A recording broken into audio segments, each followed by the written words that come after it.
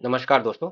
पिछले टॉपिक में आपने समझा कि प्रमोटर होल्डिंग्स क्या होती है और कैसे प्लेज शेयर्स आपके इन्वेस्टमेंट डिसीजन को इफेक्ट कर सकते हैं।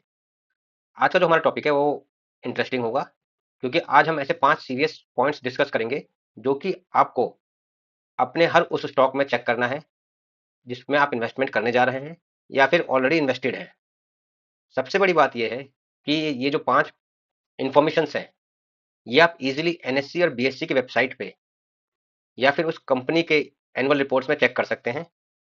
बट यहाँ पे प्रॉब्लम ये है कि मैक्सिमम लोग इन चीजों को देखते हुए भी अनदेखा करते हैं और उस स्टॉक में एंट्री करते हैं, जिसकी वजह से उस स्टॉक में मैक्सिमम टाइम ये देखा गया है कि फ्यूचर में लॉस ही हुआ है। तो चलिए शुरू करते हैं आज का हम टॉपिक। पहला जो है वो है किसी भी लिस्टेड कंपनी में ऑडिटर का रेजिग्नेशन। तो पहले हम समझते हैं कि ऑडिटर होता कौन है। ऑडिटर जो होता है वो होता है कंपनी के अकाउंट्स को चेक करके वेरीफाई करने वाला प्रोफेशनल। ये कंपनी का एम्प्लॉय नहीं होता, ये इंडिपेंडेंट प्रोफेशनल होता है जो आईसीएआई का मेंबर होता है, institute of chartered accountants of India का मेंबर होता है। अगर सिंपल भाषा में मैं बताऊं, मान लीजिए आपकी कोई दुकान है, आपने बोला कि मेरे पास 10 लाख का स्टॉक है और आप किसी को बताएंगे कि ये 10 लाख का स्टॉक है तो कोई नहीं मानेगा। वहीं अगर आप किसी सीए को हायर कर लेते हैं, नॉर्मली ऑडिटर्स को सीए बोला जाता है शॉर्ट फॉर्म में, चार्टर्ड अकाउंटेंट, और उसको बोलते हैं कि आप इस स्टॉक का वेरीफाई कर दो, तो वो अपने अकॉर्डिंग उस स्टॉक को चेक करेगा, उसके बाद अपनी रिपोर्ट देगा। तो जिसमें वो लिखेगा कि ये स्टॉक 10 लाख रुपए का है। तो उसके बाद अगर आप किसी को वो स्टॉक दिखाते हैं उस सर्टिफिकेट के साथ, तो कोई भी इजीली मान जाएगा कि ये स्टॉक 10 लाख रुपए का है। तो वही पर्सन कंपनियों के बुक्स को चेक करता है, जो अकाउंट्स होते हैं कंपनियों को, उनको चेक करके वेरीफाई करता है के पास कंपनी के बुक से रिलेटेड ज्यादातर जानकारी होती है। एक तरह से जो भी फाइनेंशियल ट्रांजेक्शन रिकॉर्ड हुई है कंपनी में, उनसे रिलेटेड मैक्सिमम जानकारी होती है। तो अगर ऐसा कोई अंदर का बंदा अचानक कंपनी में रिजाइन कर दे, और वो भी मिड टर्म में, कि मान लीजिए ये नहीं कि कोई साल नया शुरू होने वाला तब किया है उसने, साल के बीच में अगर कोई ऑडिटर रिजाइन कर दे, वो भी बिना रीजन के, तो ये बहुत बड़ा सीरियस इशू होता है उस कंपनी के लिए। कई बार देखा गया है कि ऐसे केस में कंपनी के स्टॉक बहुत बुरी तरह गिर जाते हैं। वहीं इससे रिलेटेड दूसरा पॉइंट भी है, क्वालिफाइड रिपोर्ट, जिसका मतलब है कि किसी एक एरिया को ऑडिटर ने कंफर्म नहीं किया। जैसे कि किसी कंपनी में पूरी बैलेंस शीट कंपनी की चेक की जा रही है ऑडिटर के द्वारा, मगर उसने बोला कि मैं स्टॉक को वेरीफाई नहीं कर पा रहा हूं किसी कारण से। तो वहां पे वो अपनी रिपोर्ट में एक क्वालिफिकेशन डाल देगा, जिसमें लिखेगा कि जो स्टॉक वाला सर्टन एरिया है उसके बारे में मैं कंफर्म नहीं कर सकता हूं, जो भी रीजन लिखे वो वहां पे। तो ये भी एक तरह से रेड फ्लैग होता है कंपनी के फाइनेंशियल्स के लिए। तो कई बार इस वजह से भी कंपनी के जो इंटरनल इश्यूज होते हैं वो हाईलाइट हो जाते हैं ऑडिटर के द्वारा। तो हमेशा आपको ऑडिटर का रेजिग्नेशन को टॉप प्रायोरिटी पे रखना चाहिए और चेक करना चाहिए कि उसके रिजाइन करने का रीजन क्या है। क्योंकि कई बार ये होता है कि ऑडिटर के रिजाइन के बाद कुछ इश्यूज बाहर आते हैं, जिसके बाद स्टॉक गिरना शुरू हो जाता है। अब दूसरा रेड फ्लैग है, यहाँ पे आप पहले एग्जाम्पल को समझिए, कि मान लीजिए एक बाल्टी है जिसमें से आप लगातार पानी भरते जा रहे हैं, मगर नीचे की साइड में कुछ छेद है जिसमें से लगातार पानी गिरता जा रहा है। तो यहाँ पे आप कितना भी पानी भरेंगे तो ये पानी रुकेगा नहीं और बाल्टी कभी भी नहीं भरेगी, क्योंकि नीचे लीकेज की वजह से पानी गिरता जाएगा। तो ऐसे ही अगर कोई कंपनी लगातार लॉसेस कर रही है, जैसे पहले साल लॉस, दूसरे साल लॉस, तीसरे साल लॉस, तो कभी भी ये कंपनी प्रॉफिट में आना मुश्किल है इसका। और दूसरी बात, इसका जो कैश फ्लो है वो भी खत्म होता जाएगा, क्योंकि मान लीजिए पैसा जितना भी कमाए, रेवेन्यू कितना भी जनरेट करे, तो इसके जो खर्चे हैं, इसके जो लॉसेज है, और अगर इसने लोन लिया हुआ तो उसके जो इंटरेस्ट है, वो लगातार इसको पे करने पड़ेंगे, जिसकी वजह से इसका कैश फ्लो नेगेटिव होता चला जाएगा और एक टाइम बाद ऐसा आएगा कि ये अपने खर्चों को भी नहीं उठा पाएगी।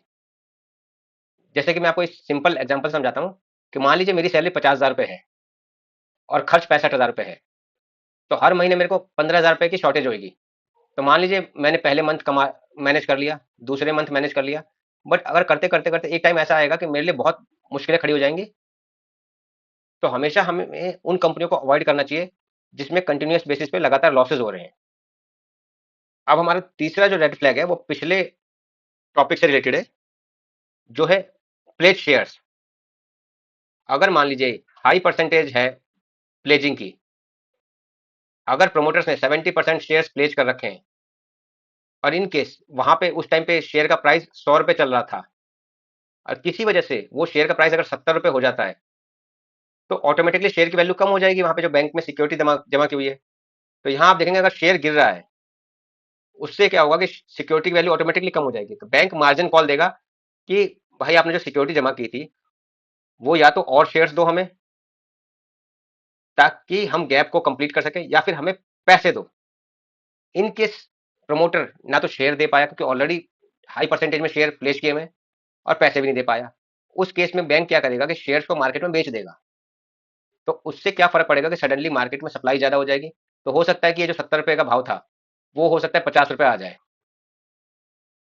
क्योंकि सप्लाई ज्यादा होने की वजह से प्राइस और गिर जाएगा। तो इन सब में सबसे ज्यादा फंसने वाला जो विक्टिम होता है वो होता है रिटेलर।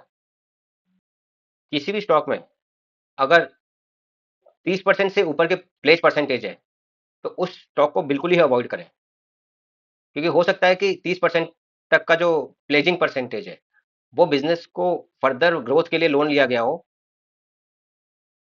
बट अगर उससे ऊपर प्लेजिंग परसेंटेज जाती है तो उस स्टॉक को बिल्कुल ही अवॉइड करें। दोस्तों अब देखते हैं चौथा रेड फ्लैग। चौथा है आपका डेब्ट टू इक्विटी रेशियो, जो हमारा सेकंड लास्ट चैप्टर था। तो सिंपल एग्जांपल की बात करें कि अगर किसी फैमिली की इनकम 50,000 रुपए है और उस फैमिली की ईएमआई जो है वो 80,000 रुपए है, तो क्या आप कभी ऐसी फैमिली को लोन देना पसंद करेंगे? मेरे ख्याल से कोई नहीं करेगा। तो फिर आप ऐसी कंपनी में इन्वेस्टमेंट कैसे कर सकते हैं जिसमें डेप्ट उसकी इक्विटी से ज्यादा हो? तो हमेशा ट्राई कीजिए कि आप उन कंपनीज को इन्वेस्टमेंट के लिए प्रेफरेंस दें जिनका डेप्ट टू इक्विटी रेशियो एक या एक से कम है, ताकि अगर किसी भी इमरजेंसी केस में ये अपनी इंटरनल इक्विटी से अपने डेप्ट को रीपे करके बिजनेस को बचा सके। और अगर किसी कंपनी में 1 से 2 के बीच में अगर डेप्ट टू इक्विटी रेशियो है तो आपको अपने इन्वेस्टमेंट डिसीजन को रिव्यू करना चाहिए फ्रॉम द डेप्ट to equity ratio point of view. और साथ के साथ एक कंडीशन ये है कि आपको सेक्टर से जरूर कंपेयर करना चाहिए कि कई बार क्या होता है कि जो बड़ी इंफ्रास्ट्रक्चर रिलेटेड कंपनियां होती हैं जिसमें हाई कैपेक्स की जरूरत पड़ती है या फिर बैंकिंग सेक्टर होता है, तो उसमें कई बार क्या होता है कि उनको हाई डेप्थ की जरूरत पड़ती है for current requirement of funds. May be हो सकता है कि वो शॉर्ट टर्म के लिए हो बट फ्यूचर में वो उसको रीपे करके अपने डेप्ट टू इक्विटी रेशियो को बैलेंस कर सकती हैं। तो इस एक्सेप्शन के साथ आपको डेप्ट टू इक्विटी रेशियो का पॉइंट ऑफ व्यू देखना चाहिए इन्वेस्टेड कंपनी में।